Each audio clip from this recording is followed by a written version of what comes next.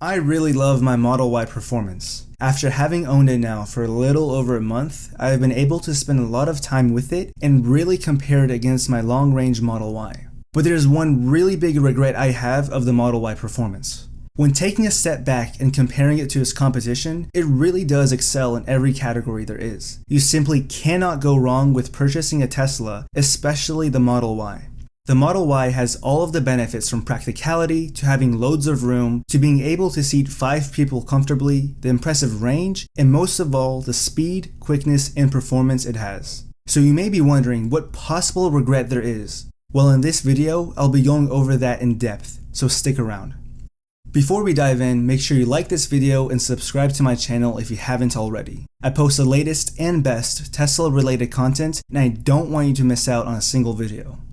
Cutting straight to the chase, the biggest regret I have of the performance Model Y is simply not purchasing it sooner. This may seem a bit anticlimactic, but I'll lay out the reasons to why, and it simply comes down to 2 reasons. Already, I can hear all of the keyboard warriors typing away and calling this silly, or how it's not really a real regret and how this video is useless, but I have valid reasons. If you look at it from the first perspective of price increases that have occurred since last year, I could have simply purchased this at a much lower cost than what I got it at. And I understand the price increases are because of the supply chain issues and shortages, along with the increased demand for EVs, especially Teslas. The price of Tesla vehicles is increasing due to supply chain pressures across the auto industry, particularly for raw materials.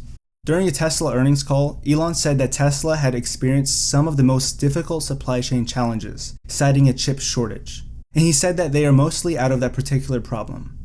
The increase in prices comes during a period of record-setting inflation as the costs of raw materials to produce the EVs have risen. Products like aluminum and lithium, which is part of the car's batteries, have all shot up in price.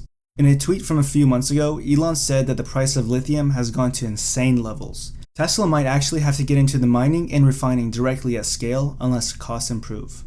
Since last year, the price of the long-range Model Y has gone from $49,990 to $65,990, an insane $16,000 increase in just the base price. This can be an initial deterrent to many people considering a Model Y, but all auto manufacturers are increasing their prices, some even more than Tesla. You won't see these price increases on the original window stickers at traditional auto manufacturers. You will see an added sticker right next to it, and the dealers call it a market adjustment or a dealer markup. These price increases can range anywhere from a few $1,000s to upwards of $50,000 to $60,000 depending on the vehicle and the spec. For the longest time, I've been telling people to order a Tesla if they're considering it. The $250 order fee essentially saves your spot in line and locks you in at the current price at the point in time when you place your order. If prices go up, you're unaffected because you're locked in. Since there is roughly a year of lead time from when you place your order for Model Y, this will give you an ample amount of time to really sit down and crunch your numbers to see if a Model Y makes sense for you to purchase. The best part is, you don't have to worry about being affected by price increases. If prices go down, however, you can have your order adjusted to reflect a newly discounted price. You get the best of both worlds. But if you ask me, in my opinion, I do not see the prices of Tesla vehicles coming down anytime soon, especially since we are not yet out of the woods with the supply chain constraints, especially for chips. And if you decide the Model Y is not right for you, you can cancel your order and you'll only be out $250. I know $250 is a considerable amount of money to lose, but perhaps think of it as some sort of insurance against price increases that you'll have when you consider purchasing the Model Y. Moreover, the second reason to why I regret not purchasing the Model Y performance sooner is very simple. It's the pure fun the performance trim has to offer. Sprinting from 0 to 60 in just 3.5 seconds truly does take your breath away. 3.5 seconds for an SUV that comfortably seats 5 people is just insane. On top of that, the curb weight of the Model Y performance is a little over 4,500 pounds. The torque is there just instantly, and you can easily be doing triple-digit numbers without even realizing it.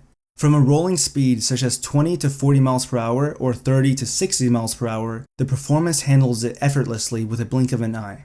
For being in situations when you really need to get out of, you can do it with ease. And for those interested in rolling races, rest assured you will win every time, unless of course you're racing a Model S Plaid.